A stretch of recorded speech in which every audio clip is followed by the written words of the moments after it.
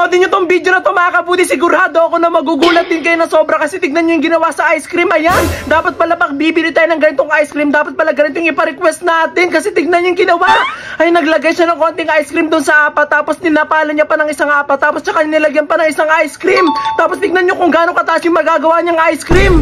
Ayan o, grabe, dapat dati ko pa itong nalaman. Ito sana ito yung ginagawa ko sa 7-Eleven. Totoo kaya to?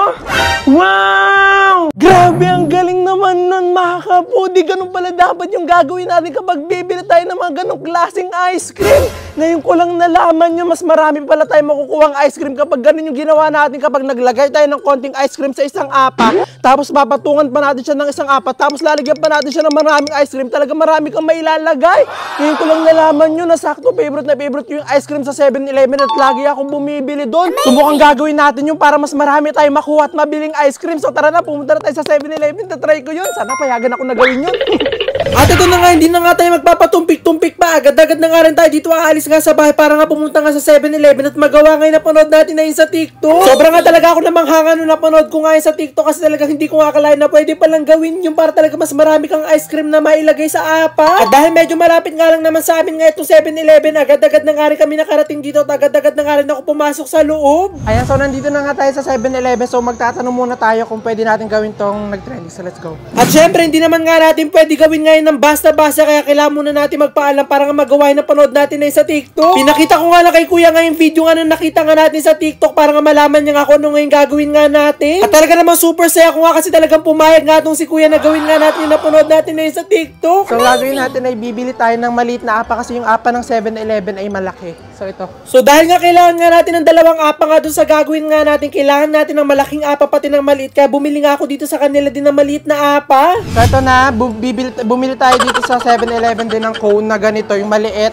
So ito yung gagamitin natin. So let's go. At bubuksan ko na nga sana tong cone na to. Bigla ko nga naalala na hindi ko pa nga binabayaran. Kaya naman babayaran ko nga muna tong kinuha ko ang cone bago nga natin gawin yun. Kaya naman nung fully paid na nga tong kinuha ko, pwede na nga natin siyang buksan. Kaya naman agad-agad ko na nga rin tong binuksan para makita natin kung gaano nga kalaki nga tong cone na nandito. At medyo malaki-laki rin pala tong cone nga na nandito nga sa kanila. Pero sa tingin ko nga magagawa ko pa nga rin yun dahil malaki nga rin tong cone nga ng 7-Eleven. Dalawa nga yung gagawin ko, kaya talagang dalawa nga yung binili ko nga ditong cone nga ng 7-Eleven para talagang magawa nga natin siya talaga ma-perfect natin. At syempre dahil nga hindi pa nga ako biyasa ka sa paglalagay nga ng ice cream nga sa cone, sinabi ko nga kay kuya na siya nga muna ngayon gumawa para nga makita ko kung kaya niya nga gawin. Pinakita ko nga na kay kuya ngayon, nakita nga natin sa TikTok, tapos sinimulan na nga rin ni kuya gawin at titignan nga natin kung magagawa nga ni kuya yun. At dahil medyo malaki nga rin tong cone nga na tinapal nga natin dito nga sa cone ng 7-Eleven, talagang meron na lang kami nilagay ditong cup nga sa gilid nga ng cone para talaga masalo namin yung ice cream at magawa yung nakita natin sa TikTok. Sinabi ko na lang kay kuya nga na doon niya na nga simulan nga paikutin, simula nga doon sa baba nga ng takip papunta nga sa taas. At ito na nga yung nagawa nga ni kuya at ito nga lang yung nakayanan niya. Medyo hawig naman doon sa nakita natin kasi hindi nga siya perfect. Kaya naman nagpaalam nga ako dito nga kay kuya kung pwede nga na ako ngayon gumawa. Pwede po ako po gumawa.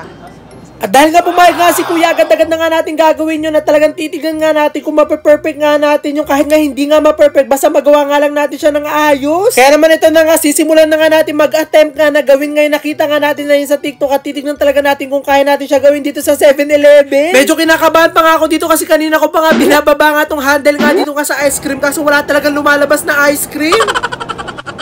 Yan. Tapos, tatapalan natin siya ng ganito. Tapos dito natin sisimulan, paakyat.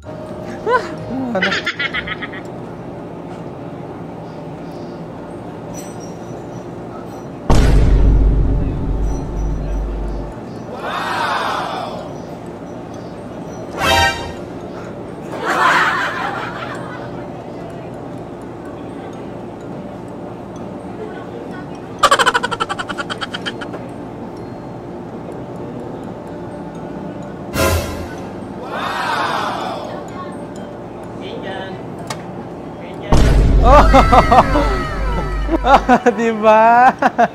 Ang galing. Oh. Pwede nyo tayo try dito sa 7-Eleven. Papaalam lang kayo pag gagawin nyo to.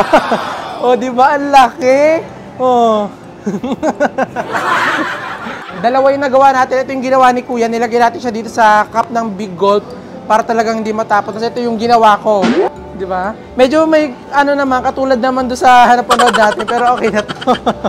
At sa aking ang pag-attempt nga, ito nga lang aking kinayanan, pero talaga nagandahan pa nga rin ako sa kanya, talaga nadamihan pa nga rin ako sa ice cream na nailagay ko sa isang cone. Pero sa tingin ko ako, meron nga tayong malaking cone nga katulad nga nung napanood nga natin sa TikTok, talaga magagawa nga natin yun at mape-perfect nga natin ng maayos. Pero okay na nga to, at least nga nakagawa nga tayo ng ganito, talaga sinubukan nga natin yung best nga natin na talaga sobrang nga akong nag-enjoy sa paggawa nga ng ganito. Siguro mas better siya kung gagawin mo sa malaking apa, katulad doon napanood natin. Pero kung maliit lang yung apa, tas malaki rin yung ilalagay mo, talaga hindi mo siya magagawa ng maayos. Pero okay na rin itong nagawa ko, oh, di ba? Para katulad din sa napanood natin, mas maganda pa kasi may sahuran. Kaya hindi matatapon.